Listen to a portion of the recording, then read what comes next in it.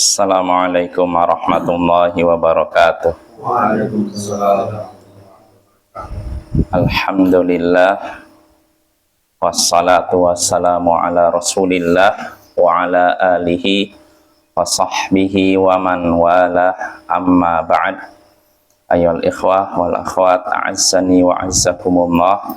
Saudara-saudari yang semoga dimuliakan oleh Allah, kita bertemu kembali di malam Kamis untuk mengkaji hadis-hadis Nabi Sallallahu Alaihi Wasallam yang ada dalam kitab Al-Arba'in fi Madhabis Salaf. Kitabul Arba'in fi Madhabis Salaf, kitab tentang 40 hadis. 40 hadis tentang pendapat salaf, generasi terdahulu, karya Syekh Ali bin Yahya Al-Haddadi hafizahullahu ta'ala.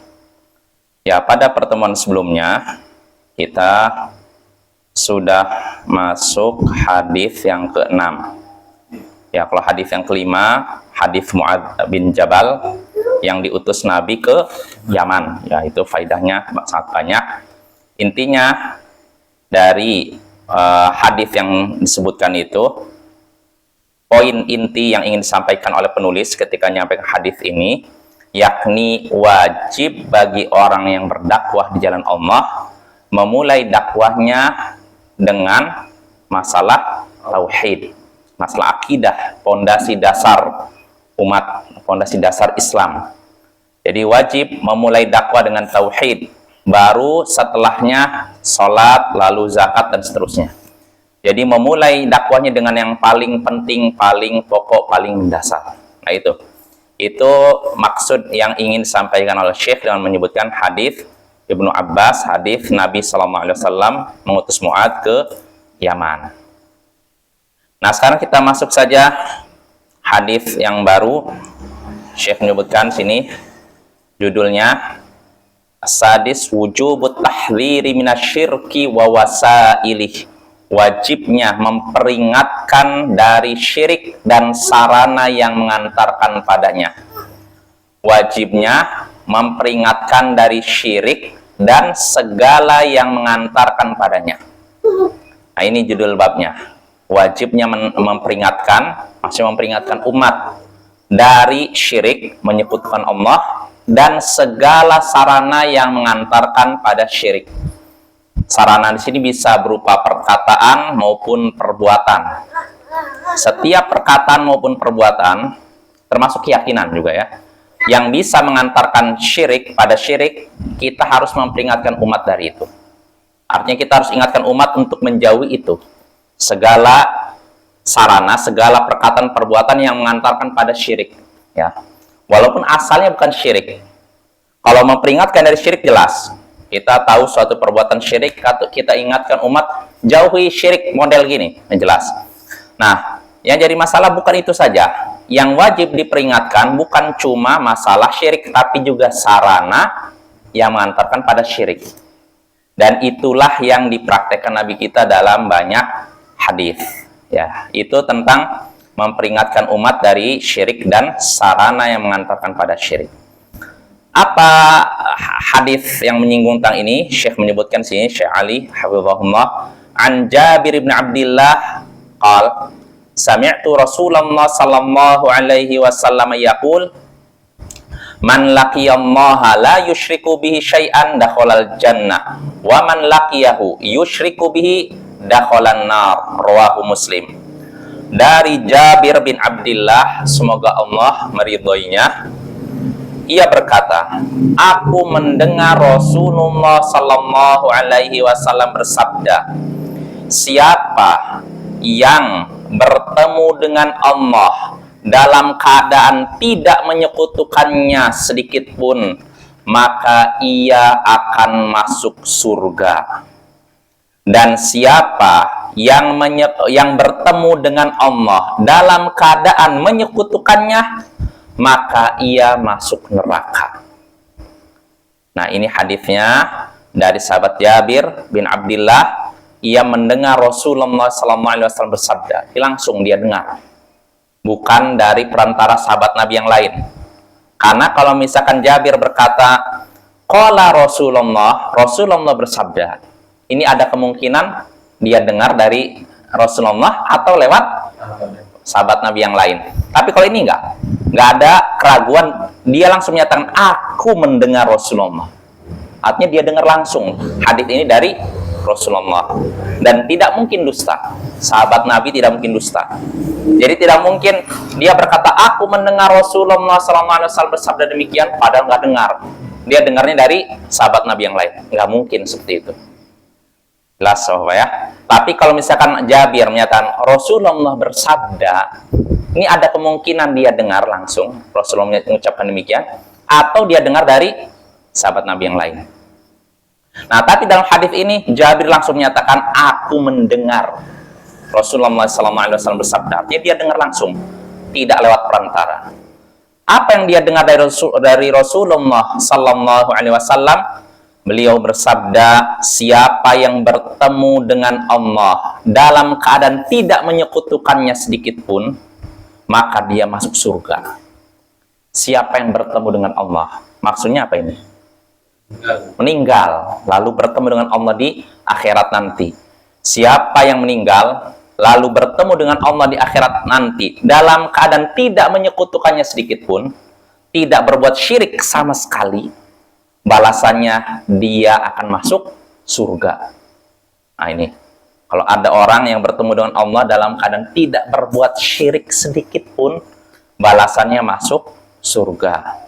Tapi kata Rasulullah, dan siapa yang bertemu dengan Allah dalam keadaan menyekutukannya, maka dia masuk neraka. Nah, ini berat ya. Kalau bertemu dengan Allah dalam keadaan tidak menyekutukannya sedikit pun, masuk surga.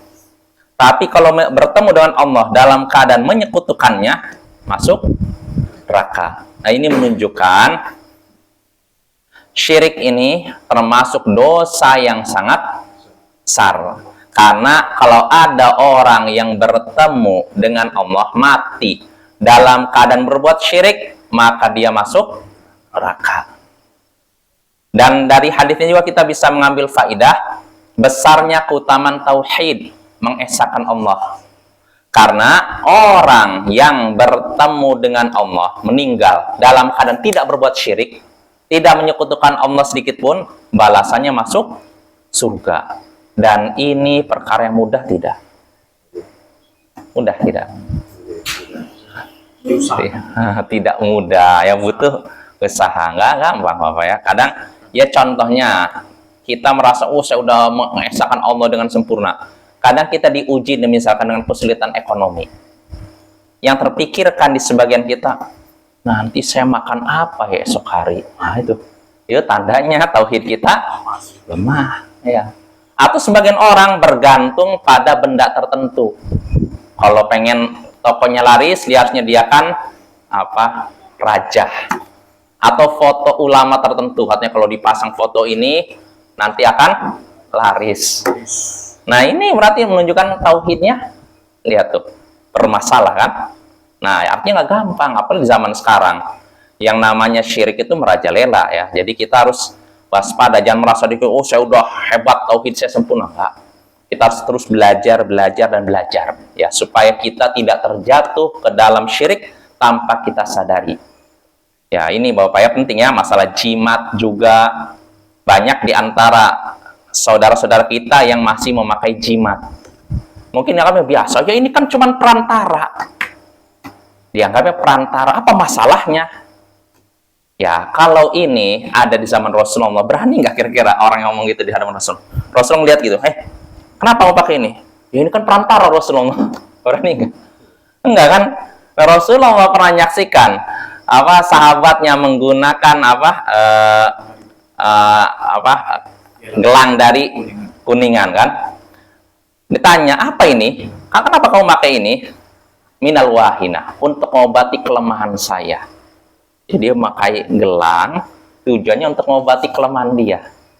Maka kata Rasulullah, inzi'ha fa innaha la taziduka illa wahnan. Copotlah itu. Karena benda itu hanya membuat kelemahan pada dirimu, menambah kelemahan pada dirimu. Nah, Rasulullah kan nggak bertanya, kamu tujuan makai apa? Enggak. Dia nyatakan sendiri, saya untuk apa? Mengobati kelemahan kan. Dan sahabat ini ketika disuruh copotlah, dia nggak berkata, Rasulullah ini kan cuma perantara. Enggak kan? Langsung. Nah, contohnya lagi dalam Musnad Ahmad, Rasulullah SAW ada 10 orang menghadap Rasulullah SAW untuk membaiat Rasulullah, berjanji setia di hadapan Rasulullah. Nah, ketika itu di antara 10 orang ada 1 orang yang menggunakan tamimah, sesuatu yang dikalungkan di leher untuk mencegah dari apa? Ya kayak gitulah, dari sihir atau mungkin mara bahaya dan semacamnya. Akhirnya Pak Rasulullah terima sumpah 9 orang, baiat 9 orang, yang 1 dibiarkan aja. Maka para sahabat yang 9 ini bertanya, "Wahai Rasulullah, bai'ata tis'atan wa tarakta wahida." Wahai Rasulullah, engkau menerima sumpah 9 orang, janji setia 9 orang, lalu engkau biarkan yang 1 ini? Dibiarkan aja gitu, ditolak. Maka Rasulullah menyatakan apa? Inna alai tamimah. Pada orang ini ada tamimah. Sesuatu yang jimat lah kalau terjemahan bahasa Indonesianya. Ada jimat. Saya nggak mau nerima orang ini karena dia pakai jimat. Maka orang ini, apa reaksi orang ini setelah tegur? Langsung dia copot, dibuang. Lihat, dia nggak berkata, wah Rasulullah ini kan perantara, enggak, langsung dicopot. Dia nggak banyak protes. Nah, setelah dia mencopot jimatnya, dibuang, barulah Rasulullah SAW bersabda, man 'allaqa tamimatan faqad asyrak. Siapa yang menggantungkan tamimah, yaitu jimat, maka sungguh ia telah berbuat syirik, telah menyekutukan Allah. Nah, ini kan artinya bukan perkara yang remeh. Di zaman Rasulullah, di zaman ketika itu banyak orang-orang baik, ternyata masih ada orang yang pakai jimat. Kalau zaman sekarang kira-kira ada nggak? Nah ini ya, Rasulullah mengingkari seperti itu. Beliau tidak membiarkan kemungkaran sedikit pun. Beliau tegur. Apalagi ini menyangkut tauhid, menyangkut akidah, jadi nggak dibiarkan ya. Ini menunjukkan sekali lagi kita harus terus banyak belajar supaya kita pertama tahu apa itu syirik, apa saja syirik, sehingga kita bisa menjauhinya. Kalau kita tidak belajar, kita tidak tahu kalau itu adalah syirik. Nah, ya tidak, ya kan? Dan masih banyak lagi ya, contohnya ya itu, kayak misalnya ketergantungan kita kepada gaji kita. Seakan-akan kalau saya, jadi sebagian orang, kalau di tanggal-tanggal tua, biasanya, terutama pegawai, udah pusing. Gimana nih, kesannya nanti saya, anak istri ini bisa hidup atau enggak, karena udah akhir bulan, gaji udah menipis, kebutuhan meningkat. Nah, kadang pikiran udah macam-macam. Kira-kira bisa nggak ya bertahan sampai awal bulan? Nah, ini kan ini menunjukkan tauhidnya tidak sempurna. Nah, kata Sufyan bin Uyainah, Bapak Sufyan Uyainah atau Sufyan Ats-Tsauri, Sufyan bin Uyainah ya, fikruka fi rizqi ghadin yuktabu 'alaika khati'ah. Pikiranmu tentang rezeki esok hari itu dianggap dosa dari dirimu. Pikiranmu tentang rezeki esok hari, maksudnya besok saya makan apa ya, kira-kira nanti saya menghidupi anak istri bisa nggak ya. Nah, yang seperti ini dianggap sebagai kesalahan. Karena apa? Seakan-akan dia tidak percaya pada Allah yang memberikan rezeki kepada seluruh makhluknya, menjamin rezeki seluruh makhluknya. Wa ma min dabatin fil ardi illa 'alallahi rizquha. Tidak ada satupun yang melata di muka bumi kecuali Allah lah yang menanggung rezekinya. Jadi selama kita hidup, pasti Allah berikan di kita. Nanti kalau kita sudah dijemput oleh malaikat pencabut nyawa, baru berhentilah rezeki. Jadi jangan kita merasa khawatir, nanti saya nggak dapat rezeki, nggak bisa makan. Nah, itu pikiran seperti itu menunjukkan tauhid kita lemah. Atau kita bergantung pada orang tertentu, nah itu bisa syirik. Nah, makanya Bapak, mewujudkan tauhid dengan sempurna ini bukan perkara yang mudah. Mudah di lisan, tapi prakteknya tidak semudah itu. Ya, makanya inilah pentingnya kita belajar. Dan nggak ada istilah pensiun belajar ya. Selama kita masih hidup, kita belajar ya. Dan itulah yang dipraktekkan para ulama terdahulu. Mereka belajar walaupun dalam kan usia mereka sudah lanjut usia ya. Justru kalau kita merasa, oh saya nggak butuh ilmu, saya udah Nah, ini hati-hati. Ini alamat iblis berhasil menyesatkan seorang. Ketika merasa nggak butuh belajar, saya udah hebat. Nggak. Para ulama terdahulu nggak seperti itu. Ulama-ulama besar, walaupun mereka ilmunya udah luas, mereka tetap membutuhkan ilmu, tetap belajar. Apalagi kayak kelas kita, yang masih ilmunya segini, ya. Maka belajar ini penting, ya, untuk mengobati kebodohan kita, lalu supaya kita tahu mana jalan menuju surga. Dengan belajar kita tahu jalan menuju surga, tinggal kita tempuh saja. Tapi kalau kita tidak belajar, bagaimana kita tahu jalan menuju surga? Ya, makanya kata apa? Imam Asy-Syafi'i, nasihat dari Waqi', fa innal wa qala i'lam bi annal ilma nurun wa nurullah la yu'tahu wal 'asi. Ketahuilah bahwasanya ilmu adalah cahaya, dan cahaya Allah tidak akan diberikan kepada orang yang bermaksiat kepadanya. Nah, ilmu itu cahaya. Dengan ilmu kita tahu mana yang benar, mana yang salah. Mana jalan menuju surga, mana jalan menuju neraka. Ya, tinggal kita tempuh saja. Nah, ini ya. Ini pentingnya belajar, terutama masalah tauhid ini ya, supaya kita tidak terjatuh dalam syirik. Ya, jadi kita kembali lagi di antara faidah hadis tadi, di antaranya besarnya keutamaan tauhid. Karena siapa yang mewujudkan tauhid dengan sempurna, maka dia masuk surga. Ya. Dan ini sekali lagi bukan perkara yang mudah, tapi kita mohon kepada Allah kemudahan agar bisa mempraktikkan itu. Itu faidah kedua. Lalu faidah yang terkait dengan hadis ini juga, yang ada hubungannya dengan judul ini, hadis ini, yaitu wajibnya memperingatkan umat dari syirik dan segala sarana yang mengantarkan pada syirik. Wajib, ya. Kenapa? Karena sudah jelas dalam hadis tadi, siapa yang bertemu dengan Allah dalam keadaan berbuat syirik akan di mana nanti? Neraka. Berarti kita harus memperingatkan umat dari syirik. Ini tanda sayang kita kepada umat. Ingatkan umat, jauhi syirik model ini, jauhi orang minta-minta ke kuburan, jauhi minta ke makam keramat, jauhi percaya pada benda-benda keramat, keris, kalung tertentu, raja. Ini, ketika kita membahas seperti ini bentuk sayang kita kepada umat. Ya, jangan sampai kita menutup mata dari itu. Inilah perkara penting harus diingatkan. Karena orang mengamalkan semua rukun Islam, tapi rukun Islam pertamanya rusak, bermanfaat? Tidak. Rukun Islam pertama tauhid ini. Syahadat la ilaha illallah, bersaksi tentang keesaan Allah kan, bahwa Muhammad adalah Rasulullah. Ini yang paling penting nih. Baru setelah itu sholat, zakat. Nah itu. Kalau seorang anggap mengamalkan rukun Islam 2 sampai terakhir, tapi yang satunya bermasalah, nggak ada manfaatnya. Orang udah rajin sholat, bahkan sholatnya bukan cuma di rumah, di masjid.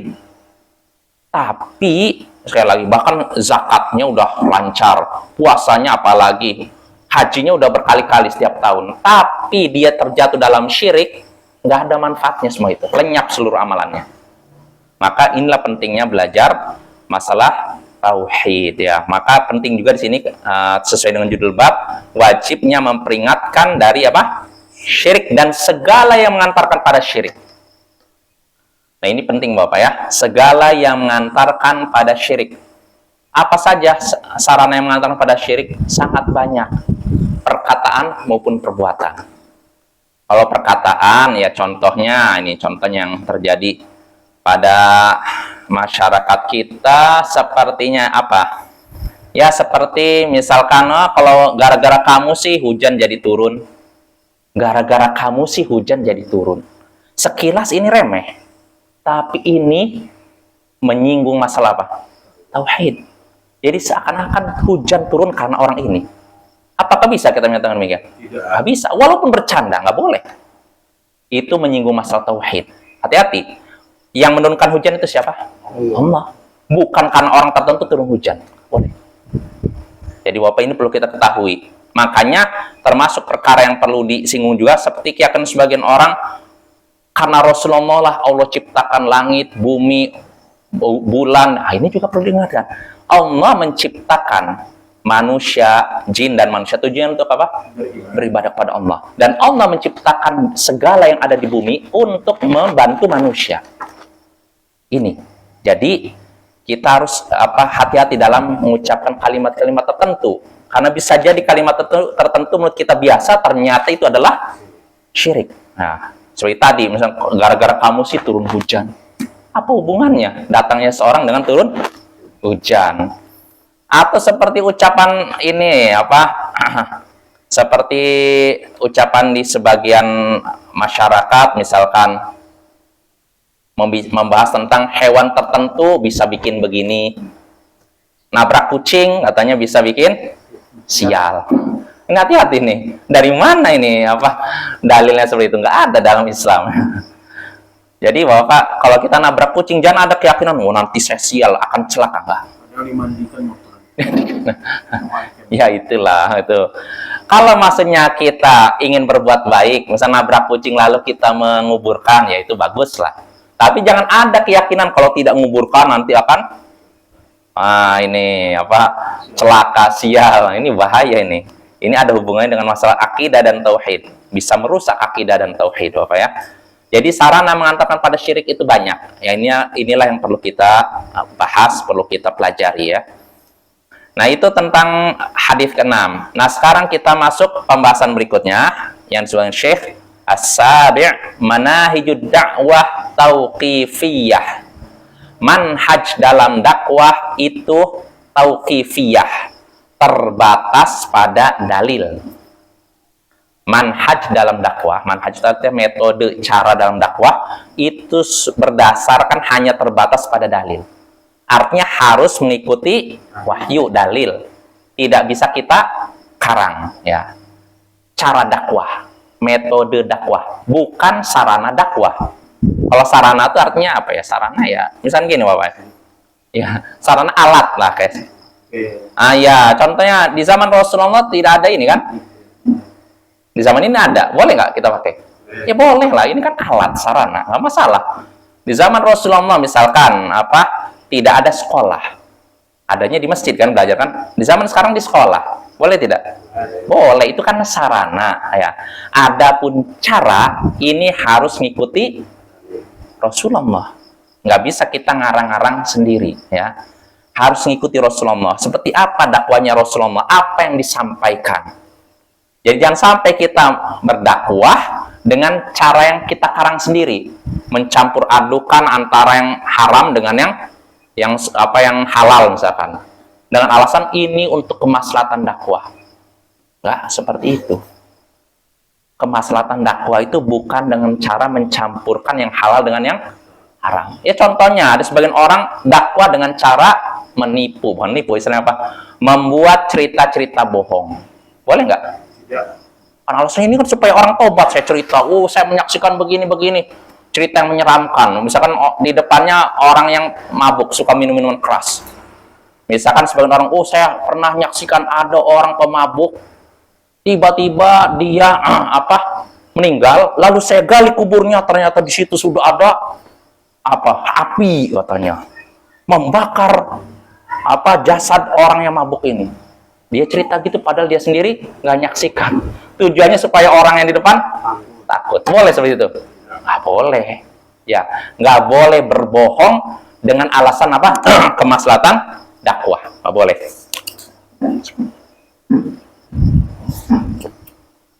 Kenapa demikian? Karena yang namanya dakwah, kita kan di dalam Islam dilarang berdusta kan? Maka bagaimana bisa berdusta dengan alasan dakwah? Justru yang namanya dakwah itu harusnya menghilangkan dusta kan? Tiba-tiba ada orang yang berdusta dengan alasan dakwah, nggak boleh gitu. Maka dakwah juga harus berdasarkan ilmu, dalil, tidak bisa pakai perasaan ya.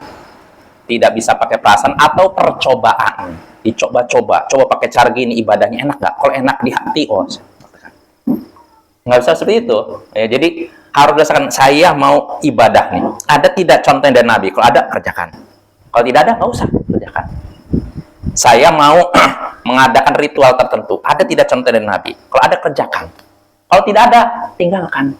Jangan pakai percobaan. Coba dipraktekkan. Kalau ibadah model gini, kira-kira enak gak di hati? Kalau rasa tentram, saya praktekkan. Kalau tidak terasa tentram, nggak usah dipraktekkan. Itu namanya beribadah bukan pakai dalil, tapi pakai perasaan. Kalau misalkan setiap orang diperbolehkan, dibebaskan untuk beribadah dengan perasaan, kira-kira apa yang terjadi? Kacau, karena perasaan satu orang dengan orang lain tidak sama. Nanti menurut orang ini, oh rasanya ibadah model gini tentram. Kalau menurut yang lain, enggak tentram. Makanya yang jadi patokan bukan perasaan kita, tapi wahyu, Al-Quran dan Sunnah. Kalau memang suatu ibadah ada dalil dalam Al-Quran Sunnah, ambil.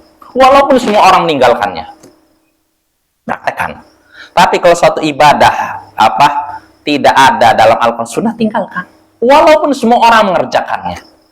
Karena ibadah itu bukan berdasarkan perasaan atau praktek kebanyakan orang. Nggak ada, Bapak, dalil dalam syariat kebanyakan orang. Dalil dalam syariat yang disepakati 4. Al-Quran, Sunnah, Ijma, sama Qiyas. Al-Quran jelaslah, maksudnya ayat Al-Quran kan Allah berfirman demikian. Sunnah, hadis, artinya apa? Perbuatan, segala perkataan, perbuatan dan persetujuan Nabi Sallallahu Alaihi Wasallam. Ini hadis. Yang ketiga ijma, kesepakatan para ulama. Kesepakatan, bukan pendapat mayoritas ulama, Bapak. Bedakan antara mayoritas dan kesepakatan. Kalau mayoritas ulama, kebanyakan ulama, bisa jadi ada yang lain. Bedakan, karena sebagian orang ngira kalau dikatakan mayoritas ulama berarti kesepakatan. Enggak. Yang bisa dipegang itu kesepakatan para ulama. Artinya tidak ada satupun orang ulama yang nolak. Contohnya masalah kewajiban sholat 5 waktu. Ini ijma, kesepakatan para ulama. Nggak ada satupun ulama yang menyatakan, oh sholat 5 waktu itu sunnah. Nggak ada. Nah ini. Jadi dalil yang bisa kita pakai, Al-Quran, Sunnah, ijma, sama qiyas. Qiyas itu analogi. Analogi artinya menyamakan sesuatu yang tidak ada dengan yang ada karena memiliki kesamaan ciri, kesamaan ilat alasan. Ya contohnya beginilah, kias tuh, kita misalnya tanya Bapak ya, apa hukum misalkan mengonsumsi narkoba? Apa hukumnya? Haram. Ada ayat Al-Qurannya Pak? Hadisnya? Nggak ada. Terus gimana kita katakan haram? Ya, kenapa nih? Ya, para ulama menggunakan kias diantaranya apa? Menyamakan narkoba dengan minuman keras. Sebagaimana minuman keras bisa merusak akal dan badan, begitu juga. Nah itu Bapaknya. Kalau dicari ayat Al-Quran, nggak ada. Misalkan kita yang menyatakan cari ayat Al-Quran yang mengharamkan sabu-sabu. Nggak ada dalam ayat Al-Quran, la ta'kulu sabu-sabu. Nggak ada. Dalam hadis pun nggak ada. Terus bagaimana bisa kita katakan haram? Pakai kias. Analogi, menyamakan sabu-sabu dengan minuman keras karena memiliki kesamaan sebab. Minuman keras diharamkan karena sebab apa? Bisa merusak ini. Begitu pula sabu-sabu. Ini namanya qiyas. Nah ini boleh, walaupun Bapak perlu kita ketahui madhab Dhahiri menolak qiyas, tapi mayoritas ulama menerima ya. Jadi bisa dibilang ini menyendiri Dhahiri dan nggak diakui para ulama ya dalam masalah ini. Jadi kesimpulannya 4. Dalil yang diakui syariat, Al-Quran, hadis, ijma, kesepakatan para ulama, dan qiyas. Dan nggak ada disebutkan dalam kitab ulama pendapat mayoritas masyarakat. Nggak ada. Jadi nggak ada misalnya, kenapa kamu melakukan ibadah ini? Karena dilakukan oleh mayoritas masyarakat. Nggak ada. Kenapa kamu melakukan ini? Karena ada ayatnya begini. Nah, itu boleh. Kenapa kamu melakukan ini? Karena ada hadisnya begini. Ya, itu boleh. Kenapa kamu melakukan gini? Karena ini disepakati para ulama. Sepakati, bukan pendapat mayoritas ulama. Disepakati para ulama. Ijma, boleh. Atau kenapa kamu melakukan ini? Karena ada qiyas. Nah, tapi kalau selain 4 ini, itu nggak bisa. Pendapat mayoritas masyarakat. Ini nggak jadi hujah. Nggak bisa dijadikan pegangan. Jangankan mayoritas masyarakat, mayoritas ulama saja itu belum jadi pegangan. Kalau misalkan dalam suatu pendapat Bapak ya, contohnya nih, Dalam suatu pendapat ada dua pendapat. Yang satu pendapat sebagian kecil ulama, tapi pendapat kedua mayoritas ulama. Apakah mesti pendapat mayoritas ulama benar? Belum tentu, Bapak. Jadi kita lihat ininya apa istilahnya dalilnya. Kalau misalkan pendapat mayoritas ulama dalilnya kuat, kita ambil ini. Kita tinggalkan pendapatnya sebagian kecil ulama. Tapi kalau ternyata pendapat sebagian kecil ulama itu dalilnya lebih kuat dibandingkan pendapat mayoritas, kita ambil pendapat sebagian kecil ulama walaupun sedikit. Nah ini yang jadi patokan bukan kebanyakan tapi dalilnya. Jelas ya? Ya contohnya apa? Pendapat misalnya dalam masalah fikih yang misalkan ya contohnya ini ya, ini mungkin masalah fikih seperti ini. Khutbah apakah harus dengan bahasa Arab atau selain bahasa Arab boleh? Pendapat mayoritas ulama harus bahasa Arab. Harus bahasa Arab. Nah, pendapat mazhab Hanafi, sebagian kecil ulama berarti kan, boleh selain bahasa Arab. Nah, kalau kita pakai pendapat mayoritas ulama, berarti khutbah itu nggak bisa diterjemahkan. Apa? Harus bahasa Arab. Tapi kalau dipraktekkan di masyarakat kita, bagaimana? Nah, ini kan pertama, memang ulama beda pendapat. Kita hormati juga pendapat mayoritas ulama yang mengatakan harus bahasa Arab. Ya, tapi ada pendapat sebagian ulama, ini pendapat sedikit. Berapa gelintir ulama yang mengatakan nggak mesti bahasa Arab. Bisa juga selain dengan bahasa Arab, bahasa yang dipahami oleh. Nah, ini Bapak, ini perlu kita ketahui. Jadi, kalau kita lihat dari yang ada, misalkan ada seorang melihat, oh saya mengikuti pendapat mazhab Hanafi. Khutbah tidak mesti bahasa Arab. Kenapa kamu? Oh, karena dalilnya yang namanya khutbah ini nasihat. Dan nasihat harus dengan bahasa yang dipahami oleh masyarakat. Saya ngambil pendapat ini. Nah, dia menganggap inilah yang lebih kuat dibandingkan pendapat mayoritas ulama. Maka nggak masalah. Jadi yang kita lihat bukan pendapat mayoritasnya atau mayoritas atau minoritas, tapi dalilnya.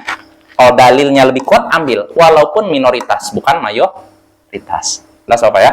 Itu contohnya. Dan masih ada lagi pendapat-pendapat cuman nggak nempel di kepala apa ya kira-kira pendapat yang kira-kira mayoritas ulama A, sebagian kecil ulama B. Apa contohnya Jess? Yang paling jelas tuh. Tentang talak. Talak. Sekali talak 3. Oh, jumhur berarti 3 langsung jatuh. Jumhur 3 ya langsung. Iya. Iya. Yang lain lah selain talak apa ya? Kira-kira yang jelas kan lupa saya kalau kayak gini. Salah sutro. Sutro. Lain ya, yang lain. Yang paling jelas lah. Kalau sutro ini masih ada ini. Ya nanti aja Bapak ya. Nggak ingat saya. Pokoknya kadang ada dalam satu pendapat, Bapak, ada 2 pendapat ulama nih. Yang satu pendapat mayoritas ulama, kebanyakan ulama, lalu pendapat kedua pendapat sebagian kecil ulama. Nah, kadang pendapat sebagian kecil ulama ini dalilnya lebih kuat dari pendapat mayoritas ulama. Maka yang jadi patokan bukan lebih banyak siapa, tapi dalilnya lebih kuat mana. Nah itu contohnya ya. Kadang nggak ingat ya, mudah-mudahan nanti ingat apa contohnya. Yaitu Bapak ya, jadi kita kembali lagi. Yang namanya metode dakwah, cara dakwah itu tauqifiyah, terbatas pada wahyu. Hanya mengikuti wahyu, Al-Quran dan Sunnah, dan nggak bisa kita karang-karang. Ya ini ya. Ini cara dakwah, bukan sarana dakwah. Bukan alat untuk dakwah. Kalau alat untuk dakwah, bebas. Pakai mic, atau mungkin pakai apa lagi yang memudahkan. Di zaman Rasulullah tidak ada ini YouTube. Lalu sekarang dakwah pakai YouTube. Boleh nggak? Boleh aja. Ya, itu kan alat, sarana. Tapi kalau cara, kita harus mengikuti cara Rasulullah SAW. Nah, itu judulnya ya. Nah, apa dalil atau hadis yang menyinggung tentang demikian? Syekh menyebutkan dalilnya. Kata Syekh hafizahullah, an Aisyah radhiyallahu taala anha qalat qala Rasulullah sallallahu alaihi wasallam man ahdatsa fi amrina hadza ma laysa minhu fahuwa radd. Rawahul Bukhari wa Muslim. Dari Aisyah, semoga Allah meridhoinya, ia berkata, Rasulullah sallallahu alaihi wasallam bersabda, siapa yang mengada-adakan dalam urusan kami ini sesuatu yang bukan bagian darinya, maka itu tertolak. Hadis riwayat Bukhari Muslim. Kata Aisyah, Rasulullah SAW bersabda, siapa yang mengada-adakan dalam urusan kami apa yang bukan termasuk darinya, maka itu tertolak. Siapa yang mengada-adakan dalam urusan kami maksudnya apa? Agama. Jadi artinya siapa yang mengadakan artinya sesuatunya tidak ada jadi ada. Artinya membuat perkara baru, ya. Siapa yang mengada-adakan dalam urusan kami, yaitu dalam masalah agama, sesuatu yang bukan bagian dari agama, maka itu akan tertolak. Artinya tidak diterima oleh Allah. Kita ini bukan bagian dari agama, kita bikin. Buat perkara baru dalam agama, maka tertolak. Walaupun niat kita ikhlas. Ya, tertolak. Walaupun niat kita sangat ikhlas, nggak akan terima oleh Allah. Tertolak, kata Nabi. Dalam riwayat lain, dalam riwayat Muslim, Aisyah berkata, Rasulullah SAW bersabda, "Man amila amalan laisa alai amruna fahuwa rad." Siapa yang mengamalkan suatu amalan yang tidak ada perintahnya dari kami, maka tertolak. Kita melakukan amalan nih, suatu amalan, padahal nggak ada perintahnya dari Rasul, nggak ada contohnya dari Rasul, maka amalan tersebut tertolak. Walaupun kita mengerjakannya ikhlas karena mengharapkan pahala dari Allah, tertolak. Karena syarat diterimanya amal dua. Pertama ikhlas, kedua tiba mengikuti petunjuk Rasul. Ini dua nih, harus dua-duanya. Kalau satu saja nggak akan terima. Pertama ikhlas. Wa ma umiru illa liya'budullah mukhlishina lahuddin. Tidaklah mereka diperintahkan kecuali agar beribadah pada Allah dengan ikhlas, memurnikan agama, memurnikan agama hanya untuk Allah. Nah, artinya di sini di antara syarat diterimanya amal pertama ikhlas. Kita ketika beramal niatnya karena mengharapkan balasan dari Allah, karena mengharapkan surga Allah atau takut dari neraka Allah, mengharapkan ganjaran dari Allah atau takut hukuman Allah. Ini ikhlas. Yang kedua, ittiba, mengikuti tuntunan Nabi. Ini ya, ini harus nih, dua nih. Kalau salah satunya aja nggak terima. Contohnya orang melakukan suatu amalan ikhlas, sholat contohnya dari awal sampai akhir. Misalkan seorang melakukan suatu amalan ikhlas, tapi tidak mengikuti tuntunan Nabi, terima tidak? Tidak. Terima. Ya. Atau orang kedua, dia sholat dari A sampai Z, dari sejak takbir sampai salam, sholatnya sangat mirip dengan sholatnya Nabi. Nggak ada satupun sunnah Nabi yang terlewatkan, tapi niatnya ingin dipuji. Diterima tidak oleh Allah? Tidak. Maka kalau kita ingin ibadah kita terima, pertama niat kita ikhlas, mengharapkan balasan dari Allah. Kedua, amalan kita harus sesuai dengan tuntunan Nabi. Maka bagaimana caranya kita tahu amalan kita sesuai dengan tuntunan Nabi atau tidak? Caranya bagaimana? Belajar. Tanpa belajar kita tidak tahu. Karena biasanya tanpa belajar kita cuma ikut-ikutan. Oh, sholat gimana? Oh, sholatnya udah saya ikut gitu. Jadi ngikutin aja. Orang samping sholatnya gini, ngikutin gini. Orang sholat sampingnya nanti berubah lagi, dia ikut berubah lagi. Dan ini banyak Bapak ya, terjadi di masyarakat kita. Maka pentingnya belajar. Nah, jadi itu hadis tadi. Nah, dari hadis tadi kita bisa mengambil beberapa faedah. Di antaranya pertama, salah satu syarat diterimanya amalan yaitu mengikuti tuntunan Nabi Sallallahu Alaihi Wasallam. Karena tidak mengikuti tuntunan Nabi, amalan kita akan tertolak.